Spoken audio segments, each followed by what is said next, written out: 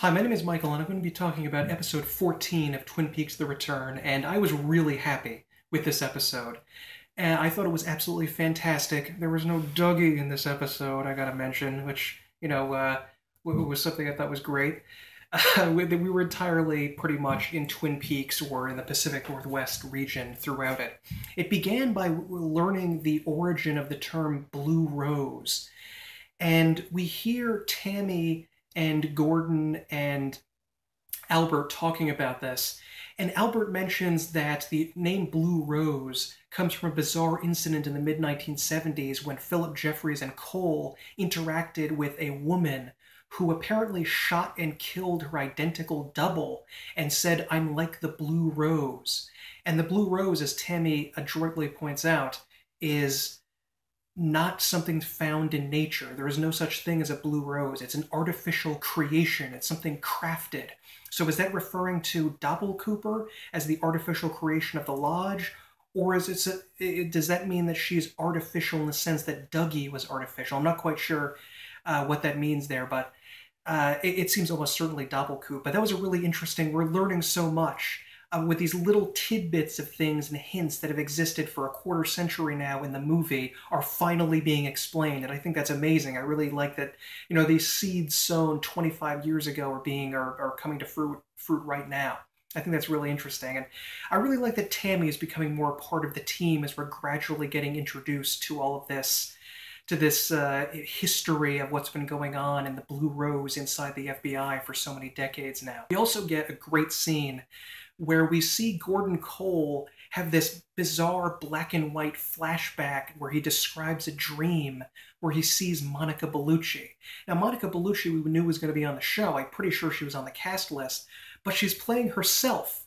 I did not see that one coming. She's just playing herself as Monica Bellucci in a dream that Gordon Cole has about them in Paris, where she mentions something to him about Agent Cooper and about the fact that there might be a double Agent Cooper.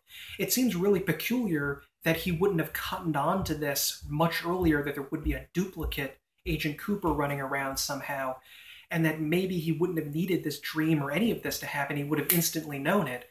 But in multiple cases, in this one and later on in the episode, we see that the weird stuff that happens around Twin Peaks and these strange creatures doesn't always linger in the mind. It's sort of like a weird amnesia effect, sort of like when you get taken up by a UFO in the X-Files.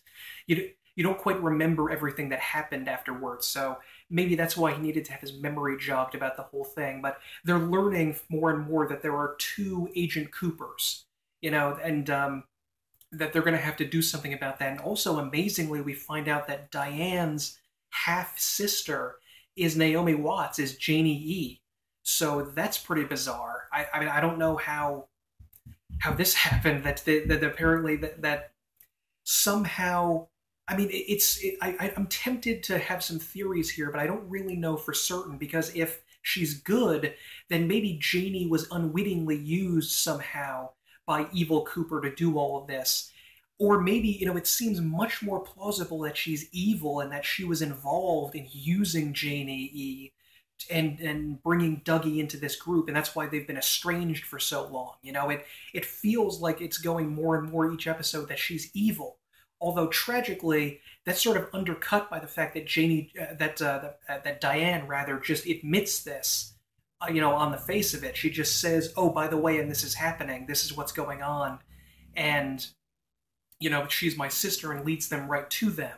Although she does suspect that the FBI agents know more than they let on.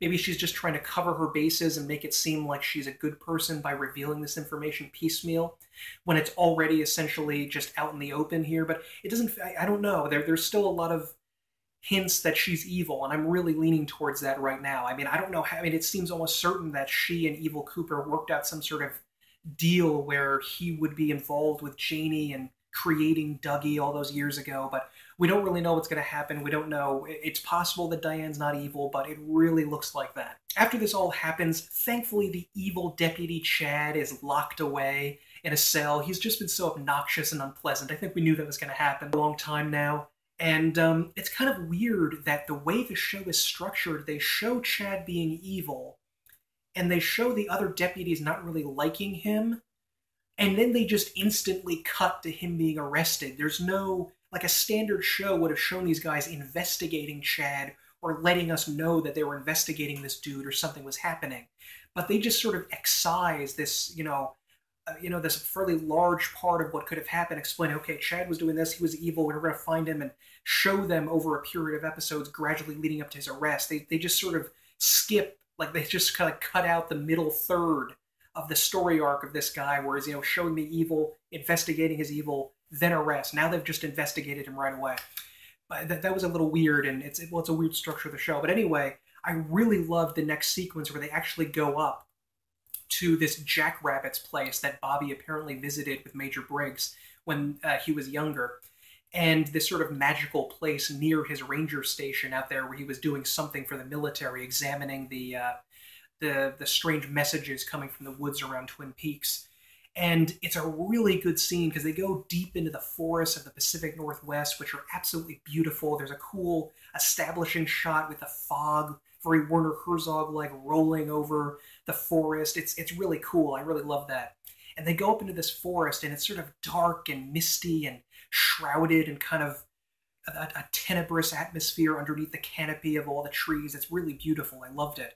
And they find at the location that they got for Major Briggs, amazingly, and I had no idea this was coming, the woman with the weird, the maiden in black woman with the weird pancake stuff on her face, the blind woman, the Asian woman that may be related somehow to Josie, like she's Josie's sister, but we're not really certain about that at this point. Well, maybe they mentioned something in the credits that I missed. I don't know if they called her Josie's sister in that, I'm not sure, but she's some sort of strange creature that doesn't seem like she belongs in the natural world, and they actually find her around one of these bizarre astral portals in the sky, and she's been sort of deposited there naked somehow for some reason on the ground, and she seems totally incapable of communication and really like an alien being of some kind, like she really does not belong in this world, and she's sort of like jumping and skipping around like she was, where she was doing the train jumping would go on in the original scene with her, and it's a really amazing sequence because Deputy Andy touches her on the hand when they see her and they don't know what's going on, and suddenly he's teleported through that portal into I guess the White Lodge with the giant, who refers to himself in this one, I think, as the fireman, as in someone who puts out fires, someone who finds fire and destroys it. I guess that would be who this person is. And I guess he would be the good guy counterpart to the woodsman, where the bad guy is trying to set fire. He says, got a light. He's trying to create fire. The fireman is trying to put out the fire and make things less evil and deranged and bizarre. But afterwards, Andy is in this astral portal, I guess, in the White Lodge, and he sees in a vision above him through a mirror, it looks like, the whole story, like everything that's been going on in Twin Peaks, both past and present, including back in the 1950s with the Woodsman, including the original series and the pilot and the movie, everything, and what's been going on in the new series as well, just in this weird imagery, like you would see it in a dream and during REM sleep, and have sort of like a vague recollection. I imagine that's what it's like when people wake up out of this, like with Agent Cooper, where he heard who Laura's killer was, but he forgot. And when he went to the lodge the first time, he was it's sort of like a dream being transported electrically into the brain, and we can feel things about it, and Andy knows something about what's going on, and presumably knows there's a good Cooper and an evil Cooper, but it's sort of not all quite present there. This is the other time where something happens, but they don't quite know it happens. They just feel it. They just sense it deep within. They can't understand it on any kind of a rational level, and it's a beautiful scene.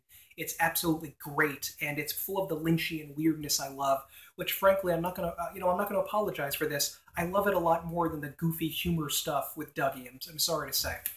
But anyway, after that sequence, and we get another great sequence. It's just one after another, where they bring this woman into the Twin Peaks prison and actually keep her behind bars because they think someone is going to kill her. Maybe Dougie or not Dougie, of course, Evil Cooper is trying to murder her for some reason to gain access to the White Lodge. That's what I'm thinking. But they bring her into a cell, in the prison where they have Agent Deputy Chad, former Deputy Chad, and this weird. I guess they call him a drunk. And the drunk guy really looks like he's insane, and he's making like chattering monkey noises, like that. We briefly see a monkey a couple of times in Firewalk with Me. I don't know what it's going on, if they're trying to show that there's sort of animals in cages like in a zoo, just like Bobby was when he was barking in the cage in the pilot. I'm not exactly sure what was going on, but it really created a weird atmosphere, and it was absolutely amazing. I loved it. Afterwards, we get another kind of an odd scene with James, and we find out that I imagine from the last was it last episode or 2 episodes ago, that James was like, I think last episode, that James was like a world famous rock star, and he had like or maybe like he was more realistically like he was a locally famous musician who toured the Western United States, did okay for himself and so forth.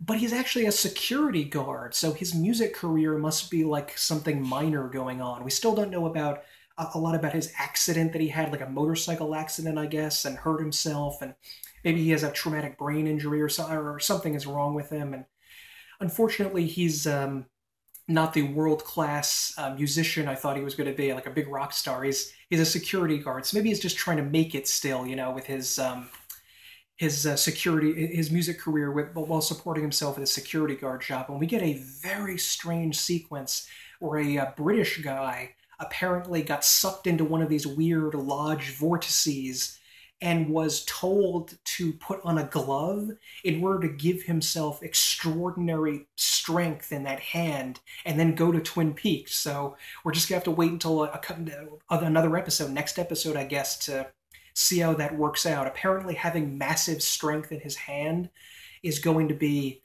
vitally important, and the White Lodge guys are trying to get him there. Why it had to be this guy, I don't know. Why didn't it have to be somebody, in Twin Peaks? That makes a little bit more sense, but maybe it was in order to, give the person a sense of destiny, that he needed to do this and needed to take this seriously and come across oceans to realize how important this was, rather than just giving it to somebody in the town who may kind of fob it off after a while as a crazy dream. But this guy, maybe he's going to be used to fight Evil Cooper. Maybe this random British guy is going to be used to like punch Evil Cooper in the face, and that's the only thing that will like crush his skull or something like that.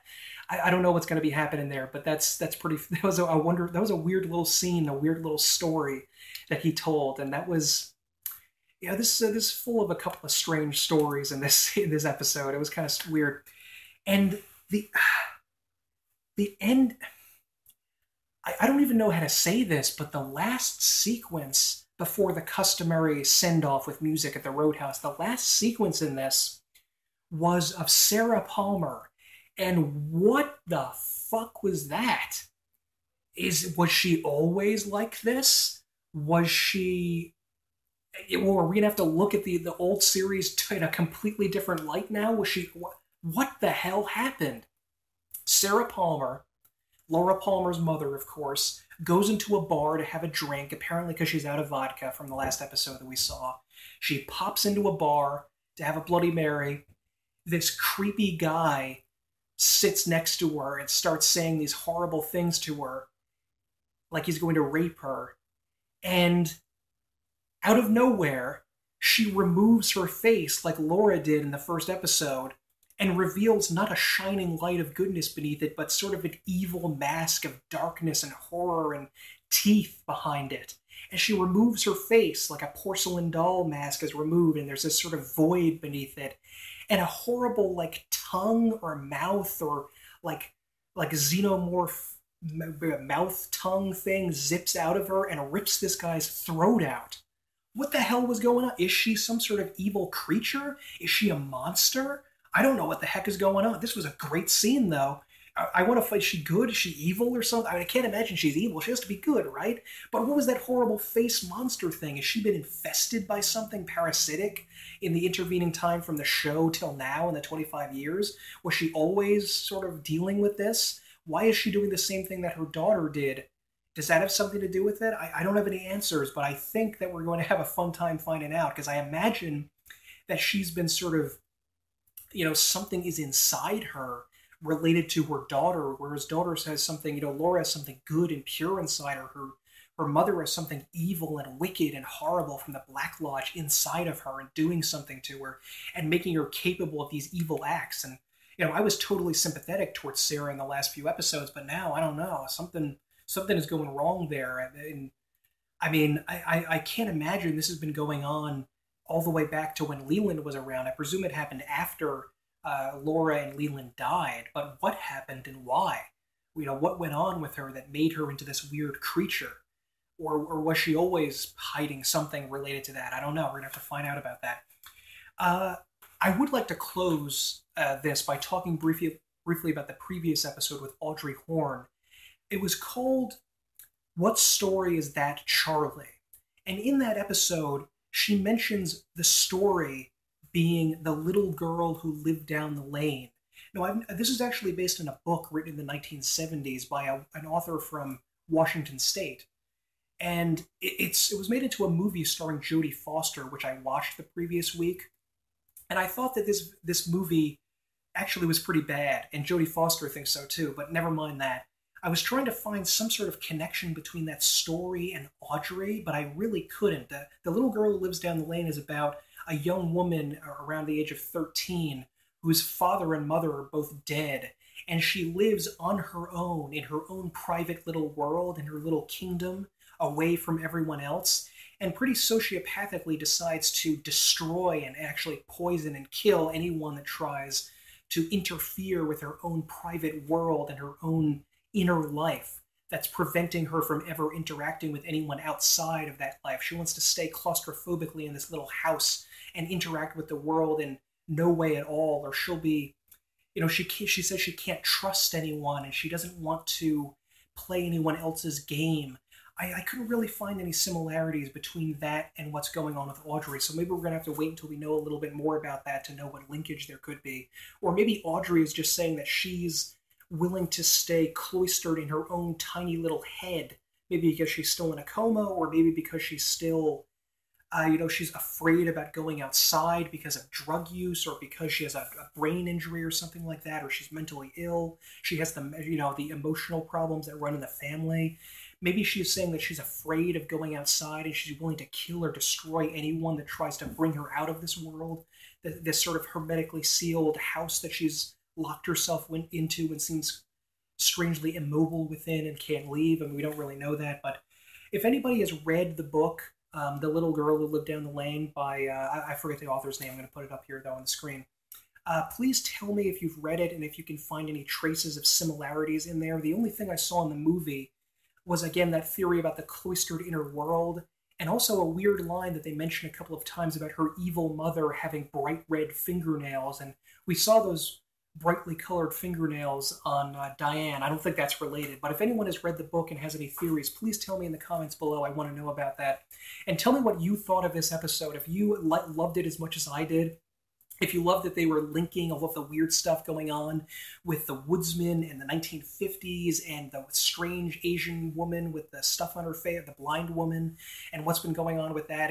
Tell me what your theories are about what's been going on with this woman and how we're going to get Dougie Coop to turn back into regular Coop again.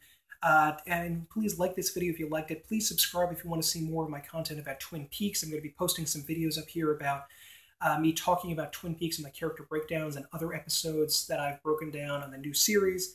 And I'm also going to be reviewing the next series, of course, next week and publishing on next Monday. So thank you very much and have a good day.